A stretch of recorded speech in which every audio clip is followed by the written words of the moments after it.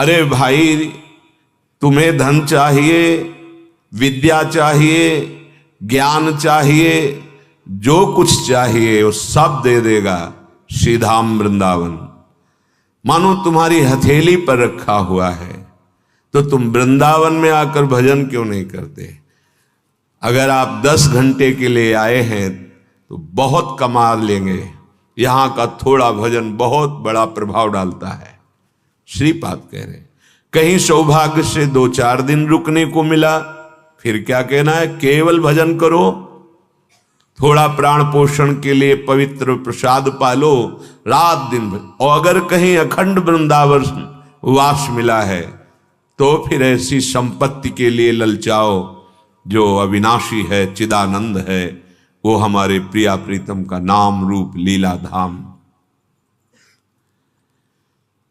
हाय, हाय शब्द का प्रयोग करें। हाय, यही वो विद्या द्रवणादि सर्वम, तुम्हें जो चाहिए वो देने के लिए परम कल्पतरु स्वरूप महाचिंतामणि स्वरूप वृंदावन विराजमान है। तुम ऐसा लाभ क्यों नहीं ले रहे हो? यहां आकर के बहुत कम आहार करके परिक्रमा, नाम जप, सत्संग, वाणी पाठ, भले आप एक दिन के लिए आए हो, कमा लो। ये अविनाशी धन है, ये कभी नष्ट नहीं होगा। डरो मत, कोई कुछ नहीं बिगाड़ सकता। अवधि निश्चित है मृत्यु की, जैसे होनी वैसे ही होगी। जिस क्षण होनी उसी क्षण होगी, जहां होनी है वहीं होगी। डरना नहीं, धर्म का पालन करो, भगवद स्मरण परायण रहो, निर्भय हो जाओगे, निश्चिंत हो जाओगे। शोक की कोई गुंजाइश नहीं रहेगी। पर समझ में नहीं आता, हमारी मूढ़ता हमारा पिंड नहीं छोड़ती। बस राग द्वेष की दृष्टि, वही मलिन दृष्टि, वही हिंसात्मक, द्वेषात्मक, रागात्मक वृत्तियों की प्रवाह में बहता हुआ ऐसी बातें बोलेगा, ऐसे आचरण करेगा, ऐसा चिंतन करेगा कि पुनः जो मानव देह मिली थी मोक्ष के लिए और बंधन को प्राप्त हो जाता है। एक घर में रहता हुआ आदमी संतोष पूर्वक जो भोजन मिलता है, पाता है, मेहनत करता है, परिवार को सुखी करने के लिए धन कमाता है, अतिथि आ जाए तो उसकी सेवा करता है, जितना बनता है नाम जप करता है। लेकिन जब निवृत्ति मार्ग में चलने तो इंद्रियां प्रबल हो जाती हैं, रसेंद्री इतनी प्रबल हो जाती है, कैसे बताएं। जहां सबसे पहला शासन रसेंद्री पर होना चाहिए वही छूट हो जाती है, और हम मन और एक रसेंद्री इसी की पूर्ति के लिए प्रयासरत हो। ये खाना, ये पीना, ये चखना, ये स्वाद, ये कायरता आ गई।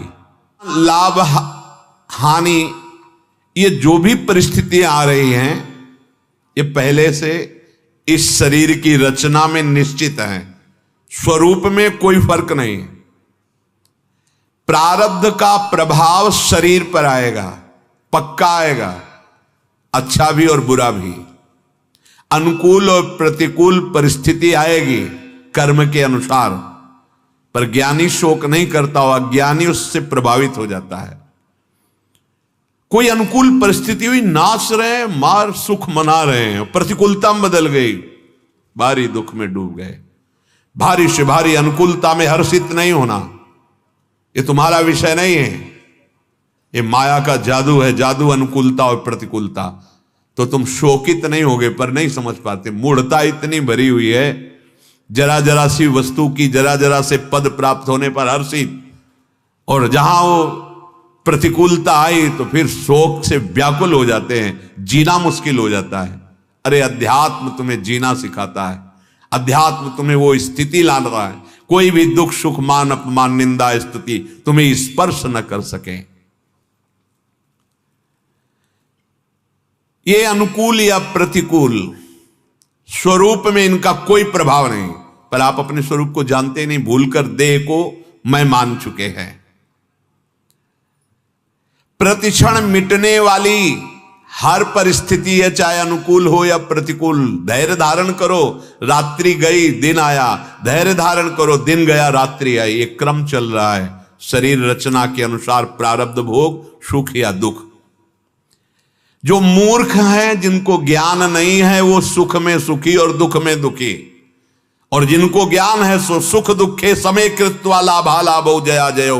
सुख दुख में, लाभ हानि में, जय पराजय में समान रहते हैं।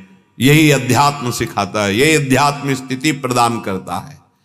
प्रज्ञावादाश्च भाससे, ऐसे लोग भी जो सुख में सुखी दुख में दुखी, अनुकूलता में नाच रहे प्रतिकूलता में विषाद युक्त है, वो भी ज्ञान बताते हैं, वो भी उपदेश करते हैं। भगवान कह रहे हैं तो पंडिताई तो बता रहा है, पंडिताई की बातें बहुत बता रहा है। अर्जुन से कह रहे पर तू शोक कर रहा है, इसका मतलब केवल कोरी बातें हैं, तेरे में स्थिति नहीं है।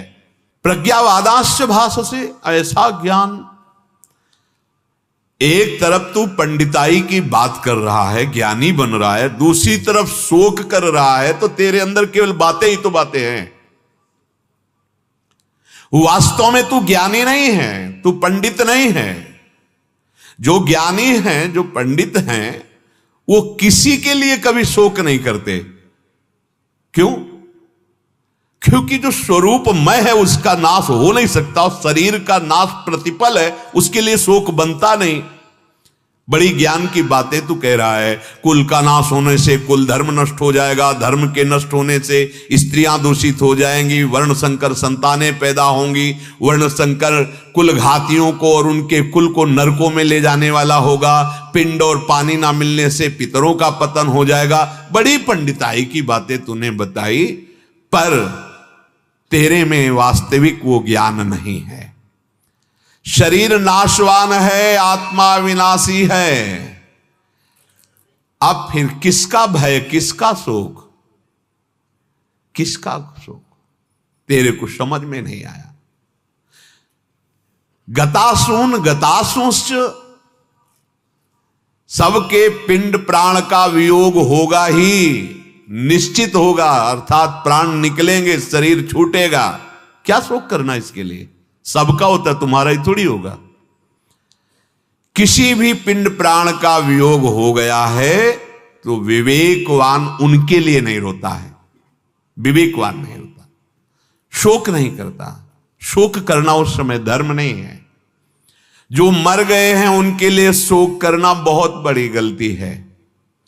कारण जब आप शोक करेंगे, दुखी होंगे, रोएंगे, तो उस मृतात्मा को जैसे उस समय पिंड या जल जो भी दिया जाता है उसे प्राप्त होता है, वैसे ही जो बैठकर सब रोते हैं, कफ और आंसू बहाते हैं, वो मृतात्मा को प्राप्त होता है। श्लेष्मासु बांधवैर मुक्तम प्रेतो भुंक्ते यतो वशः, तस्मान न रोदितव्यम ही क्रिया कार्यास्त शक्तिता। जब किसी का शरीर छूट जाए तो छूटते समय और छूट जाने के बाद तक नाम कीर्तन करो, भगवत चर्चा करो, भागवत का पाठ करो, भागवती ग्रंथों का, भगवान नाम का कीर्तन करो, रोना नहीं कोई। श्लेष्मासु बांधवैर मुक्तम प्रेतो भुंक्ते यतो वशः, तस्मान न रोदितव्यम, नहीं रोना आदेश कर रहे। मृतात्मा को सब पीना पड़ेगा, तुम्हारा कफ आंसू सब विवश होकर उसे पीना पड़ेगा। इसलिए रोना नहीं, अपनी शक्ति के अनुसार उसका परम कल्याण हो, इसलिए नाम कीर्तन, मंगलमय भगवत चर्चा। हाँ, शरीर है पड़ा हुआ है, अब नाम कीर्तन करो, भगवान के मंगलमय चरित्रों का गायन करो, जीव का कल्याण होगा। मृतानाम बांधवा ये तु मुंचन्त्यश्रूणि भूतले, पिबन्त्यश्रूणि तान्यद्धा मृता प्रेता परत्र वै। मृतात्मा के भाई बंधु भूतल पर जब उसको आसपास घेर करके रोते हैं, आंसुओं का त्याग करते हैं, ये सब, तो उस मृतात्मा को परलोक में प्राप्त होता है। नहीं रोना चाहिए, विज्ञजन नहीं रोते। रोने की क्या विषय है? अगर ऐसा दिखाई दे रहा, शरीर छूट रहा है, मंजीरा उठाओ, ताली बजाओ, मृदंग बजाओ और नाम कीर्तन जोर जोर से करो। पधार गए तो नाम कीर्तन करो। देखो गांव में कितनी भी अज्ञान की धरा हो, पर सब वहां बोलते हैं राम नाम सत्य, ऐसा बोलते नहीं, भगवान नाम सत्य वो भी बोल रहे, पर वो जान नहीं पा रहे मूर्ता कारण कि मैं क्या बोल रहा हूं।